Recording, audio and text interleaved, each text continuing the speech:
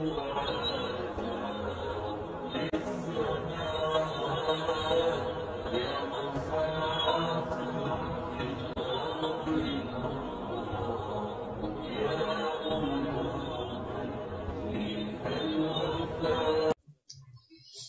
امت نے مشہور کیا جی وہ نبی اسلام نے کہہ دیا کہ امت شرک نہیں کرے گی. یہ نہیں الفاظ, مجھے اپنے بعد تم سے شرک کا خوف نہیں.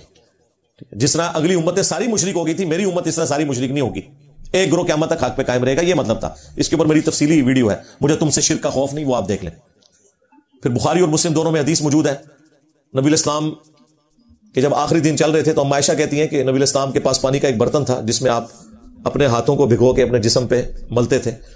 بخار کی حدت کو کم کرنے کے لیے بار بار چہرے اقدس سے چادر ہٹاتے اور کہتے لعن اللہ الیہود والنصارى اتخذوا قبور انبیائہم مساجدا. اللہ کی لعنت ہو یہود و نصارہ کے اوپر کہ انہوں نے اپنے نبیوں کی قبروں کو سجدہ گاہ بنا لیا تھا. اس کے ساتھ سیدہ عائشہ کے الفاظ ہیں کہ اگر ہمیں یہ خطرہ نہ ہوتا کہ لوگ رسول اللہ کی قبر پہ سجدے شروع کر دیں گے تو ہم نبی اسلام کی قبر کو زائرین کی زیارت کے لیے کھلا چھوڑ دیتے. اس زمانے میں بھی اما عائشہ کی اجازت کے بغیر کوئی حجرے میں نہیں جاتا تھا, اوپن نہیں چھوڑا گیا, کیونکہ اما عائشہ کہتی ہے ہمیں ڈر تھا کہ لوگ سجدے شروع کر دیں گے. یہ کہنا شرک ختم ہو چکا ہے. اما عائشہ کہتی ہے ہمیں تو ڈر تھا, کیونکہ انہیں پتا تھا کہ بخاری میں حدیث ہے, دیکھنا میری شان کو اس طرح بلند نہ کرنا جس طرح نصارہ نے اپنے پیغمبر کو بڑھا دیا. میں اللہ کا بندہ اور اس کا رسول ہوں, مجھے اللہ کا بندہ اور اس کا رسول ہی کہنا.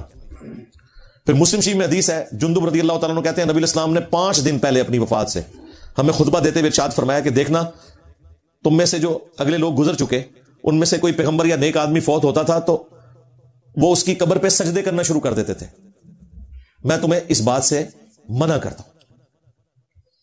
پھر بخاری اور مسلم میں یہ حدیث موجود ہے کہ نبی اسلام کے آخری دن چل رہے تھے اور آپ کی 3 بیویاں آپ کے ساتھ بیٹھی ہوئی تھی, سیدہ عائشہ, سیدہ ام حبیبہ اور سیدہ ام سلمہ رضی اللہ عنہم اجمعین وعلیہم السلام اجمعین. اب یہ جو 2 بیویاں یہ تو اتنی سینئر ہیں کہ انہوں نے ہجرت حبشہ بھی کی ہوئی ہے.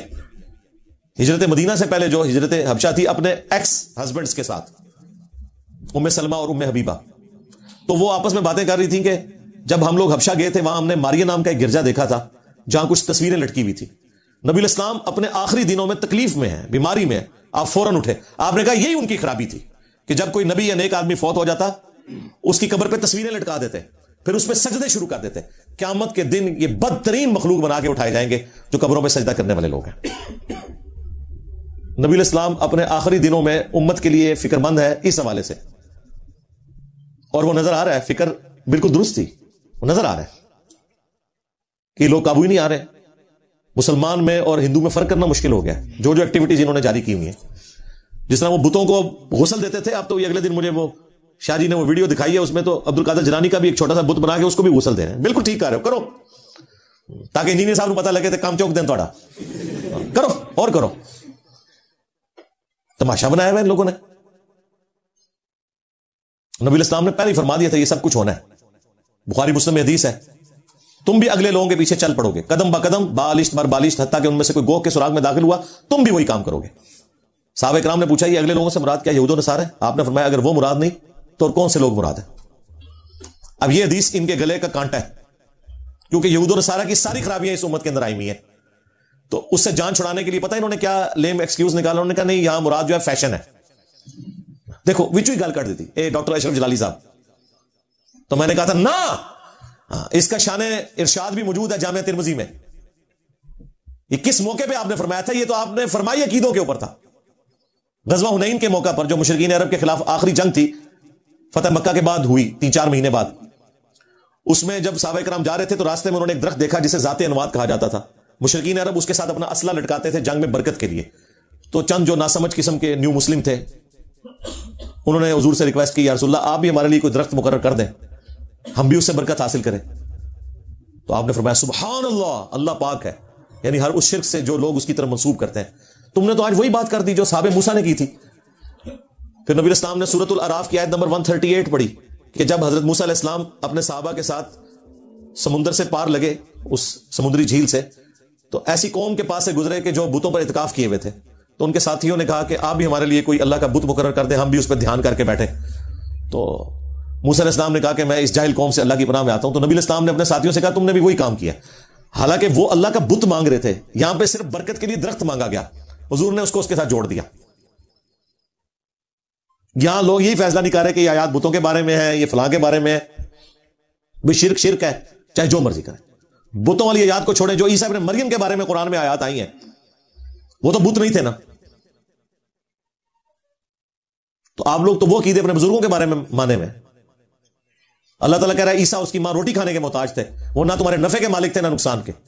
تو اگر عیسیٰ ابن مریم کسی کے نفع نقصان کے مالک نہیں اور روٹی کھانے کے محتاج ہے تو باب تشائی کوئی نہیں. اب کیا بہانہ کرو گے؟ اور اس آیت میں اللہ نے من دون اللہ بھی کہا عیسیٰ ان کی والدہ کو، اور کہا نفع نقصان کے مالک بھی نہیں ہے. کہانی ختم ہوگی. یہ بتوں والی آیت تو نہیں ہے. تو اس موقع پہ نبی الاسلام نے جب یہ دیکھا تو آپ نے فرمایا تم بھی اگلے لوگوں کے پیچھے چل پڑو گے، قدم با قدم، بالش بر بالش، حتیٰ کہ کوئی گوہ کے سراغ میں داخل ہوا تم بھی وہی کام کرو گے. یعنی صحابہ کرام نے وہ جو درخت مانگا تھا نا برکت کے لیے، نبی الاسلام نے اسے کہا کہ یہ بالکل وہی کام تم نے کیا جو صحابہ موسیٰ نے اللہ کا بت مانگا تھا. اندازہ کریں نبی الاسلام کی سینسٹیوٹی کا لیول دیکھیں. یہاں قوم نے کہا ٹھیک ہے جی جو مرضی کرتے رہو. میں اپنی گفتگو کو کنکلوڈ کروں گا قرآن کی اس آیت کے اوپر، سورہ توبہ کی آیت نمبر 31. اتخذوا احبارهم ورهبانهم اربابا من دون اللہ. یہود و نصارہ نے اپنے بزرگوں کو اور اپنے جوگیوں کو، صوفیوں کو اپنا رب مان لیا تھا اللہ کے مقابلے پر. یہاں پہ بھی انہوں نے اپنے بزرگ بابوں کو رب مانا ہوا ہے. اس کے کانٹیکسٹ میں ایک حدیث ہے جامع ترمذی میں، اور شیخ البانی اسے احادیث صحیحہ میں بھی لے کے آئے ہیں.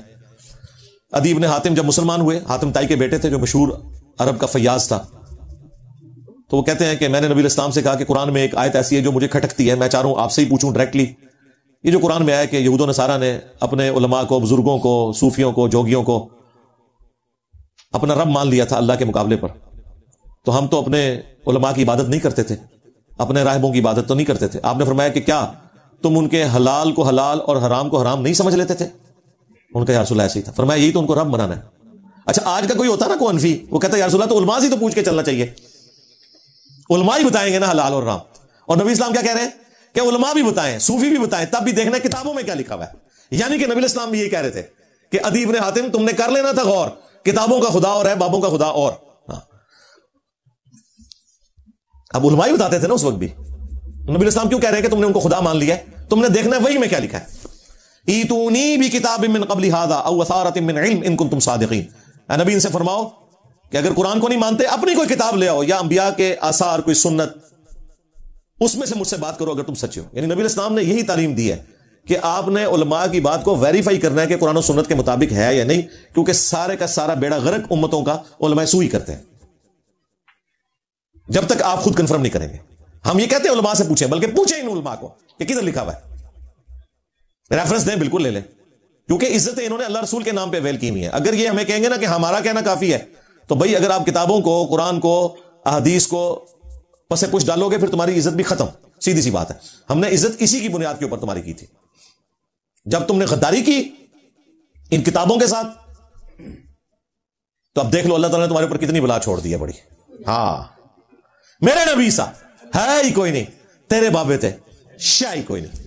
صلو علی محمد وعلی محمد، اللہم صلی علی محمد وعلی آل محمد واصحاب محمد وازواج محمد وامت محمد اجمعین الی یوم الدین. آمین.